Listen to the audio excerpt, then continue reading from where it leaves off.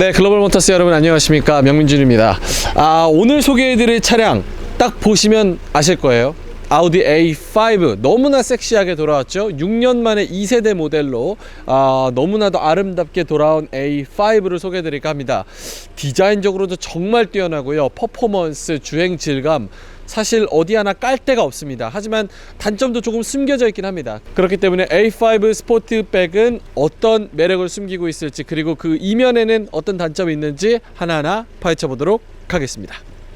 네, A5 45 TFSI 모델의 첫 번째 매력은 바로 디자인입니다. 지금 보시면 강렬한 레드 색상을 하고 있어서 정말 섹시하다고 계속해서 말씀을 드리고 있고, 외관 디자인으로 봤을 때 정말 흠잡을 데가 없습니다. 더욱더 멋지게, 더욱더 스포티하게, 더욱더 세련되게 돌아왔습니다. 아우디가 진짜 디자인을 잘 뽑는 게 과하지 않게 심플하게 디자인을 가져가면서도 세련됨을 살리는 게 굉장히 좋습니다. 일단 헤드램프는 LED 헤드램프를 장착을 했고요. 그리고 밑에 쪽은 메쉬 그릴이 조금 들어가고 크롬 처리가 돼서 스포티함과 역동성을 좀 더 강조한 그런 모습을 보입니다. 하단 범퍼도 하나가 추가가 돼서 정말 그 S5 같은 느낌을 많이 받을 수가 있습니다. 엔진은 2000cc지만 디자인, 외관적으로 봤을 때는 S5 그리고 RS5의 느낌까지도 낼 수 있는 그런 디자인을 곳곳에 장착을 했습니다. 옆에서 봤을 때 가장 눈에 띄는 건 바로 휠이에요. 와, 진짜 크죠? 20인치예요. 20인치 휠. 정말 잘 달릴 것 같은 그런 프리미엄 휠을 적용을 하고 있습니다. 옆에 보면 이제 마크도 여기 S라인이라고 박혀가지고 요것도 굉장히 특이점으로 볼 수 있겠죠. 역시나 스포티함을 강조하는, 그리고 스포티함을 좋아하는 젊은 층들한테 매력을 할 수 있습니다. 네, 사이드 측면에서 우리가 또 하나 눈여겨볼 점은 바로 고급 차량의 상징, 그리고 스포츠 차량의 상징인 프레임리스 도어입니다. 지난번에 저희가 폭스바겐 아테온 소개를 해드리면서 이 프레임리스 도어를 적용하고 있다고 말씀을 드렸는데, 쿠페형 스포츠 세단 A5 역시 프레임리스 도어를 장착을 하고 있습니다. 앞문도 프레임리스 도어고요. 역시 뒷문도 프레임리스 도어입니다. 하지만 역시 아우디도 같은 폭스바겐 그룹의 회사로서 그때 폭스바겐 아테온이 뒷문이 다 안 내려간다고 말씀드렸는데, 역시나 A5도 뒷문은 다 내려가지 않습니다. 이게 다예요. 그렇기 때문에 뒷좌석에 앉으신 분이 뭐 창문을 연다고 하면 조금 불편함이 있을 수 있다는 점 좀 참고를 하셔야겠습니다. 그래도 어쨌든 간에 이 프레임레스 도어가 있다는 점, 그 부분이 A7과 조금 더 비슷한 느낌을 많이 낼 수 있고, 그리고 A5의 스포티함을 강조하는 그런 부분입니다. 역시나 뒷타이어도, 뒷휠도 역시 20인치 알로이 휠이 적용이 됐고요. 가장 많이 동급 대비 주목을 받는 부분이 바로 뒷부분입니다. 저도 뒷부분을 봤을 때 굉장히 예쁘다는 느낌을 많이 받고 있고요. 모양으로 봤을 때도 이 프레임이 많이 변화를 줘서 이전 모델보다 훨씬 더 세련되고 스포티해졌습니다.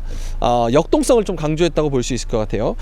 자, 리어 램프는 이제 콤비네이션 리어 램프를 적용을 해서 조금 더 하이테크스러운 느낌을 많이 받고 있고, 45 TFSI 가솔린 모델 꽈트로 마크가 박혀 있습니다. 뒤에 머플러도 요 이제 빛나는 유광 크롬으로 처리를 해서 이렇게 듀얼 머플러가 박혀 있는 상황입니다. 디자인적으로 봤을 때는 실물이 더 멋있다. 굉장히 많이 세련되졌습니다. 이전 모델은 둥글둥글하면서 조금 밋밋한 그런 맛이 있었는데, 새로 나온 2세대 6년 만에 체인지된 A5는 심플함을 가져가면서도 세련됨까지 챙겼다. 이렇게 정리를 할 수 있을 것 같습니다. 이 카메라에 이 디자인이 다 담겼으면 좋겠는데, 어쨌든 간에 처음 봤을 때는 남들이 다 한 번씩 쳐다볼 정도로 정말 압도된다, 이런 표현이 딱 맞을 것 같습니다. 일단 실내로 또 들어가 보시죠. 네, A5 스포트백의 두 번째 장점, 바로 감성입니다. 뭐 디자인도 감성적인 면을 충족시켜 줄 수 있는데, 내부로 들어왔을 때 심플하지만서도 감성을 충족시키기에 충분합니다. 젊은 층을 타겟팅한다고 했을 때도 굉장히 좋은 감성 품질을 자랑하고 있고요. 12인치 LCD 모니터, 그리고 앞에 있는 모니터, 그리고 버튼의 조작감까지 정말 뭐 나무랄 데가 없습니다. 안에 디자인도 조금 A5 이전 세대보다는 더 압축시켜서 버튼은 좀 더 줄어들었습니다. 대신에 감성은 더 높였어요. A5에서 볼 수 있는 게 가장 저는 개인적으로 좋게 느끼는 거는 바로 이 버튼 감성이에요. 이 버튼감 있잖아요. 이 소리 한번 들려드릴게요. 이 버튼 감성이 굉장히 고급스러워요. 굉장히 좋습니다. 요 감성 품질, 요것도 감성이잖아요. 사실 버튼 누르는 게 뭐 그렇게 큰 의미가 있냐 이렇게 말씀하시겠지만, 요 버튼을 돌릴 때 감성을 충족시키기 위해서 현대는 요 버튼을 따로 연구하는 그 연구원도 있다고 할 정도로 요거 굉장히 중요하거든요. 근데 아우디가 원래 이전 모델에서도 그랬지만 요 누르는 감성, 요게 진짜 고급스럽습니다. 이런 거는 하나하나가 디테일인데 이런 데서 굉장히 좋은 느낌을 받아요. 그리고 그냥 누르지 않아도 손만 갖다 대도 이렇게 버튼이 반응합니다. 보세요. 요거 한번 찍어주세요. 지금 버튼 보이시죠? 크게 누르지 않아도 손만 갖다 대도 이렇게 터치로 됩니다. 자, 터치감으로 이렇게 있죠? 그러면 누르게 되면은 에어컨이 올라가고요. 이렇게 됩니다. 요거는 이제 터치라는 거. 여기 손만 갖다 대면 살짝 돼도 이렇게 됩니다. 어쨌든 이런 면에서 굉장히 좋고요. 전체적으로 천을 사용한다고 해도 여기 천이 싸구려 천 같지 않다 보이고, 요런 것도 사실은 플라스틱이긴 하고 가죽인데, 가죽이 아니라도 전혀 그거에 대해서 뭐 싸구려다 이런 느낌은 받지가 않습니다. 전체적인 디자인으로 봤을 때 심플하면서도 세련됐고 미래지향적인 그런 느낌을 굉장히 많이 받아요. 휠은 이제 디커 스티어링 휠이 적용되지 않았다는 점, 그리고 여기에 원래 이제 S라인 이라고 윗급 모델은 이제 S5나 RS5는 여기 이제 S 그 딱지가 붙잖아요. 근데 핸들에 이제 스티어링 휠에 여기에 S 마크가 안 붙는다는 점은 좀 감성적으로 아쉬워요. 디커 스티어링 휠에다가 여기 S 라인 마크를 하나 박아줬으면 조금 더 완벽하지 않았을까 이런 생각을 받습니다. 시트 포지션도 편하고요. 뭐 이따가 말씀드릴 테지만 여러 가지 단점들이 존재하기는 합니다. 하지만 전체적인 품질 감성으로 봤을 때는 10점 만점에서 9.5점 주고 싶을 정도로 굉장히 좋습니다. 실제로 요거는 이제 영상이나 사진으로 보실 때보다 실제로 앉았을 때, 뭐 그게 감성이라 그러죠. 체감되는 거니까 앉았을 때 그 만족감이 더하다는 점에서 구매를 고려하시는 분들은 꼭 타보고 몰아보고 그리고 구매를 하심이 좋을 것 같습니다.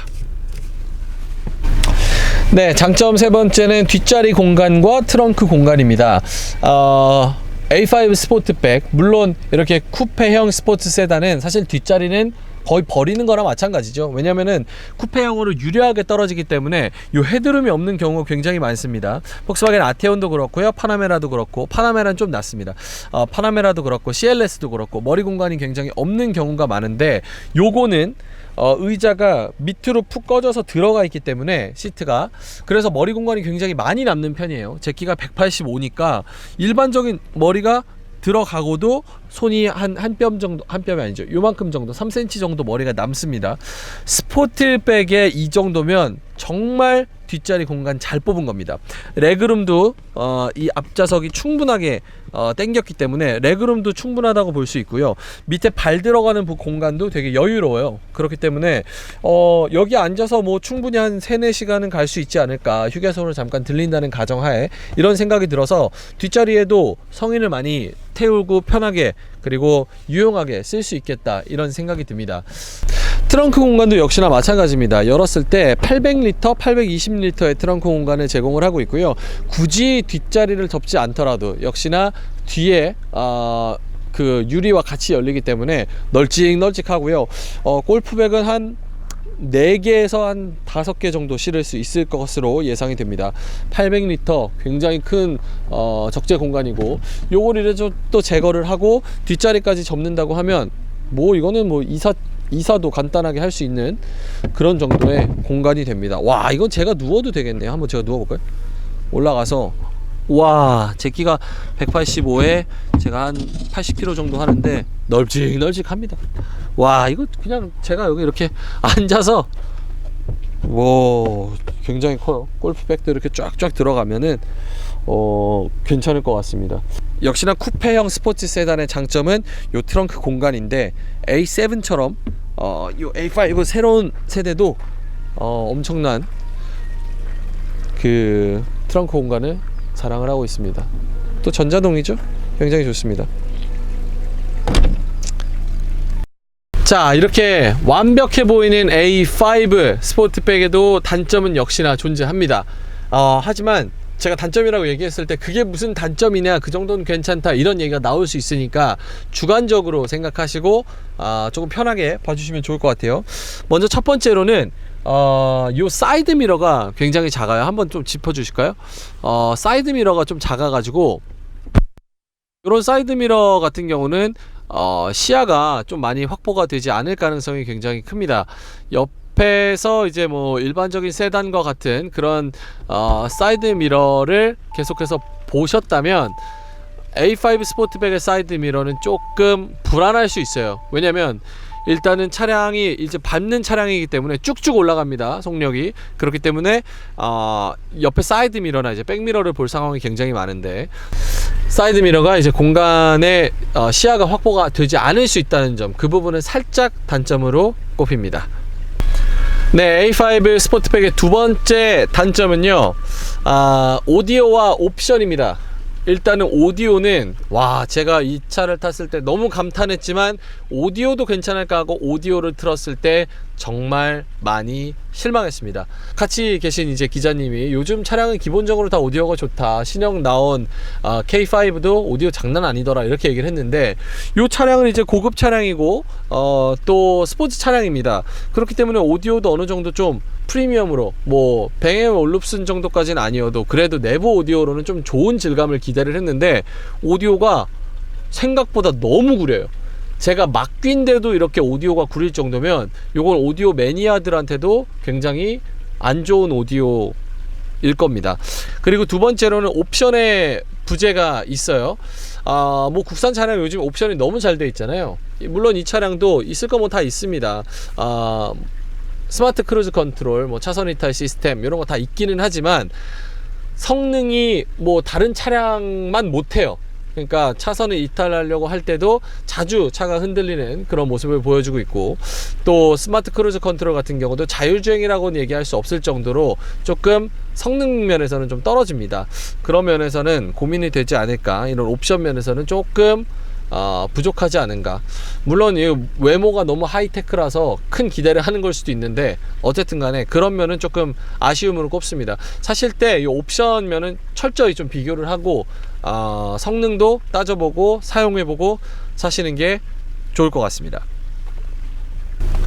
A5 스포트백의 네 번째 단점, 가격이 조금 고민이 돼요. 가격 아까 6,380만원이라고 말씀을 드렸죠. 어느 정도 프로모션이 조금 들어갈 거예요. 그렇게 기대를 하고 있어요. 뭐 신차니까 당연히 당장은 안 들어가겠죠. 하지만 좀 있으면 이제 또 할인을 해줄 걸로 기대를 하고 있습니다. 근데 6,380만원이면 다른 그런 쿠페형 스포츠 세단에 비해서도 굉장히 비싼 축에 속합니다. 경쟁 모델로 볼 수 있는 게 뭐 BMW 4 시리즈 그랑 쿠페 볼 수 있을 것 같은데, 그랑 쿠페는 풀옵션을 넣어도 5,800이면 삽니다. 그렇기 때문에 요 S라인이지만 요 A5 스포트백이 그만큼의 값어치를 할지, 그거는 디자인적인 요소가 그만큼의 가치를 창출할 수 있는 건지 좀 생각을 해봐야 되는 그런 부분이고요. 또 뭐 C클래스랑 비교를 하던데, 사실 C클래스랑은 비교 대상이 아닙니다. 스포츠 쿠페가 아니기 때문에 C클래스보다는 뭐 CLS 300D 요 정도인데, CLS 300D는 8,600만원 정도예요. 그러니까 2,000만원을 더 올려서 사야 되는 그런 부분입니다. 뭐 파나메라 같은 경우는 훨씬 더 올려서 사야 되고요. 자, 그리고 좀 아래급으로 오면 폭스바겐 아테온, 저희가 지지난주에 소개를 드렸었죠. 아테온은 4,500에서 5,000만원 사이에 살 수가 있습니다. 상당히 비싸죠. 이렇게 비교 차량을 해보니까 물론 쿠페형 스포츠 세단이 잘 없습니다. 그렇기 때문에 아우디 A5가 희소성을 갖고 있는 면도 있지만 그만큼 비싸요. 6,300만원이 쉬운 돈이 아니거든요. 조금 더 올리면 E클래스 쿠페 살 수 있고, 그리고 E클래스 카브리올레도 한 1,000만원, 2,000만원 더 주면 살 수 있는 그런 가격이에요. 그렇기 때문에 가격 면에서 조금 고민이 됩니다. 1,000만원을 더 주고 BMW보다 약 1,000만원 가량을 더 주고 사야 되냐. 저는 개인적으로 요거 한 2년 기다려 볼 거예요. 그래서 2년 기다리면 중고가가 확 떨어지거든요. 그때 프로모션도 많이 하고, 그때 이제 한 4,500대에서 5,000대에 좀 노려보면 어떨까, 약간 이런 생각을 하거든요. 그래서 가격적인 면에서는 싸게 나오지 않았기 때문에 그동안 아우디 하면은 사실 아는 사람들은 알지만 조금 할인하면서 싸게 팔았단 말이에요. 그런 면에서 좀 아쉬움이 있기 때문에 6,300, 6,400까지의 가격은 살짝 오버프라이스 아닌가, 약간 이런 느낌을 받습니다. 어쨌든 그 부분도 좀 고려해 볼 사항이네요.